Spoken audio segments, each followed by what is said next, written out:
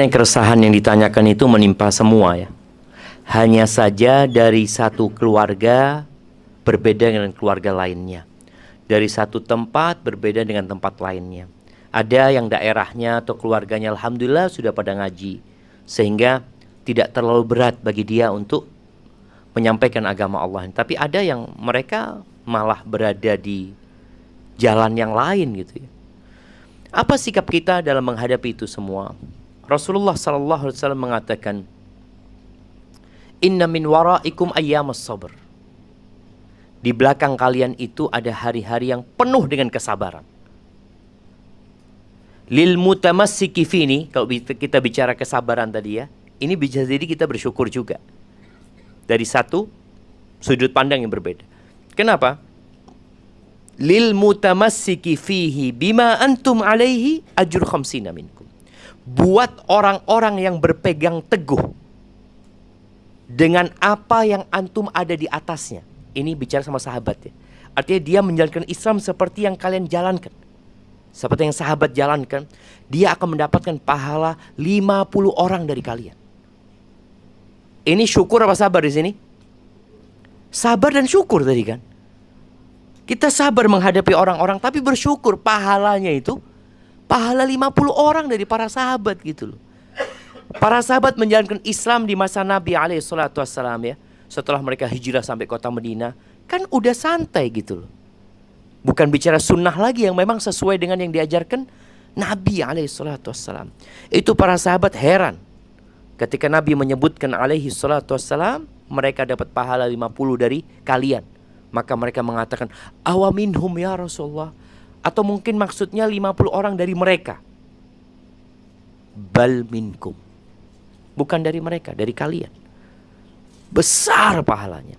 Tapi butuh kesabaran yang lebih ya, ekstra sabar. Tapi apa sikap kita sekarang ketika kita menghadapi tadi keluarga yang kalau kita nyampaikan nasihat ya, mungkin akan ditentang, akan terjadi perdebatan ya. Yang pertama yang perlu kita lakukan, ud'ullaha wa antum samitun. Ada kondisi-kondisi yang berdakwalah kepada Allah, mengajak kepada Allah dalam kondisi kalian diam. Diam. Lalu gimana? Bil akhlak. Jadi yang pertama berdakwalah dengan akhlak. Orang akhlak yang paling disukai sama orang itu apa? Berbagi.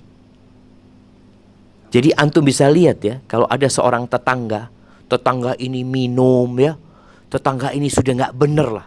Tapi karena dia suka bantu orang lain, apa kata tetangganya? Masya Allah, baik fulan. Masih ombe, masih udah sembahyang. Kadang kalau seperti itu. Itu masyarakat mengatakan, oh baik. Bahkan nih ada orang yang pulang dari kerja itu mabuk jamaah. Apa kata tetangganya? Enggak, kayaknya dia kecapean kerja, pusing mungkin dia. Ini karena dia suka berbagi dengan bantu tetangga-tetangganya aja mah. Jadi ini yang kita perlu lakukan sekarang. Tatkala orang itu nggak suka sama kita, umpamanya, kita tunjukkan akhlak yang mulia. Maka akhlak yang paling mulia, bukan paling mulia ya. Akhlak yang mulia itu diantaranya adalah tadi berbagi dengan orang-orang. Maka sering-sering berbagi dengan keluarganya. Berbagi dengan keluarga itu sekarang ini sangat mudah jamaah. Tapi ternyata kita jarang lakukan. Dulu ya sering kita dengar namanya ater-ateran ya. Bikin apa diantar ini diantar. Sekarang kan sudah mulai jarang itu. Berkurang dengan tetangga kita nggak pernah. Mas Adi terakhir nganteri tetangga apa? Kok ada yang terakhir nganter sesuatu ke tetangga apa? Ayam goreng. Oh ayam goreng. Alhamdulillah tetangganya depan saya. Loh.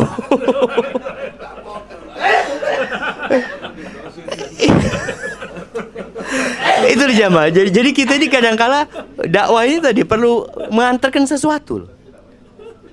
Kalau sekarang ini alhamdulillah dengan adanya online ya, masya Allah, antum tinggal pesankan, kirimkan ke tetangga, kirimkan ke sana, kirimkan ke sana. Anggap sebulan sekali. Sebulan sekali. Jadi tetangga itu kalau lihat tanggal 25, oh maring ini ono sing nganteri kayak. Jadi dia itu sudah berharap jamaah. Maka usahakan, ini dakwah ini jamaah. Kadang-kadang kita nggak lakukan itu. Yang menyebabkan dakwah salaf ini dipandang kaku, eksklusif ya. Kalau berbagi cuma ambek koncone ya. Sampai jangan berbagi, salam aja di masjid. Kalau habis sholat di masjid, orang lain yang nggak kenal dari salaman nih. Oh iki podo jenggoten. Assalamualaikum. Astagfirullahaladzim. Mereka saudara-saudara kita semuanya gitu. Maka usahakan kita yang pertama berdakwah dengan akhlak yang pertama. Yang kedua, tatkala kita tahu mereka nggak suka dengan apa yang kita sampaikan, atau apa yang kita share di grup, biasanya jamaah kita ini memang men-share sesuatu yang sedang rame. Jangan mulai dakwah dengan sesuatu yang tidak ada perselisihan. Kita umpamanya share berkaitan dengan ya cinta kepada Nabi SAW ya. Kemudian share apa lagi? Share tentang akhlak yang mulia, tentang hal-hal yang sebenarnya tidak ada konflik sama sekali dan mereka menerima. Bikin mereka ini suka dengan ustadz-ustadz yang dikirimkan. Oh enak ya, ustadz ini menyampaikan. Dia tidak tahu. Yang penting enak. Mungkin kalau bicara masalah akhlak ya, masalah keluarga, kan kadang mereka setuju semuanya. Nanti lama-kelamaan dia akan masuk ke linknya ustadz itu. Dia akan follow. Nah disitulah insya Allah dia dapat nasihat. Jadi kadang-kala banyak orang menentang karena dia benci. Sampai ada seorang syekh diundang ke Afrika. Diundang ke Afrika pas sholat maghrib ya. Biasalah di sana itu ternyata masjid itu dikuasain sama orang sufi ya. Habis sholat maghrib itu nggak langsung kajian jamaah. Mereka zikir bersama yang rame-rame ya, supaya waktu kajiannya semakin sedikit jemaah. Sengaja nih, syekhnya Masya Allah, sabar syekhnya tuh. Selesai sholat, fadl gitu. Syekh ini tidak bicara tentang zikir itu jemaah. Dia bicara tentang cinta kepada Nabi SAW. Kemudian diceritakan bagaimana sahabat itu mencontoh Nabi ya, sampai dalam hal makanan. Bagaimana Anas bin Malik ya, ketika dia melihat ada labu kuning itu, Allah dia makan. Kenapa? Aku ngelihat Rasul SAW itu kalau ada yang namanya labu kuning dibersihkan, sisa-sisanya dihabisin sama Nabi SAW. Diceritakan itu. Ceritanya Abu Bakar kepada Nabi SAW, pengorbanan para sahabat. Sudah selesai kajian. Ada yang tanya mereka, Syekh mau tanya kita nih, tadi yang kita lakukan habis sholat itu, rame-rame itu, goyang-goyang itu Nabi ngamalkan nggak kalau habis sholat maghrib?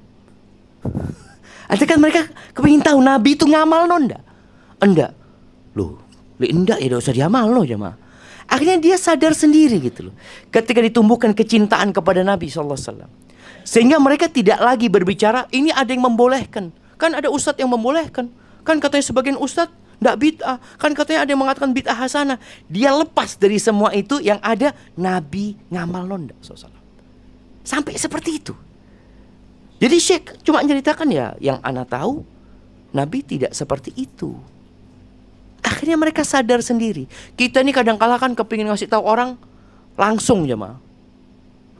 Wis, gelem ndak gelem bukan urusan. Yang penting sudah saya sampaikan. Enggak, tadi ada tahapan-tahapan ya. Dalam berdakwah itu perlu hikmah ya. Perlu hikmah dalam berdakwah sehingga kita tahu ada hal-hal yang memang kalau masalahnya ada khilafnya, ini juga kita harus belajar. Ketika ada permasalahan yang mungkin ada ruang untuk beda pendapat, ya kita jangan paksakan pendapat kita. Kita cuma menyampaikan seperti ini dan sampaikan wallahu alam, itu yang ana ketahui. Mungkin ilmu ana belum nyampe ya, dan selalu ketika share sesuatu katakan ana minta maaf ya, ana share sesuatu mudah-mudahan bermanfaat ini. Jadi bukan seperti menggurui gitu. Dan selalu tampakkan kepada mereka ana sedang belajar. Ana ini sedang belajar gitu. Mudah-mudahan mereka memahami. Kan biasanya memang orang belajar ilmu itu ada tiga jengkal jemaah. Man ta'allamal ilmu shibron, orang yang dapat satu jengkal ilmu, jemaah sombong jemaah, kayak tahu semuanya dia jemaah. Orang kalau sudah dapat jengkal kedua, itu mulai dia tawadhu. Orang kalau sudah masuk ke jengkal yang ketiga, dia merasa nggak tahu apa-apa. Jadi semakin dia merasa nggak ngerti apa-apa. Ternyata ilmu itu luas sekali. Jadi seorang muslim yang berpegang teguh dengan manhaj salaf, maka ada beberapa hal yang perlu diperhatikan dari penjelasan Ustadz tadi. Yang pertama, dakwah dengan akhlak. Contohnya berbagi makan atau minum kepada tetangga. Yang kedua, tatkala mereka tidak suka dengan yang kita sampaikan, maka mulailah dengan sesuatu yang tidak menjadi perselisihan.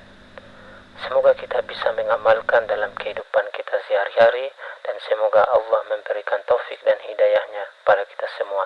Barakallahu fiik.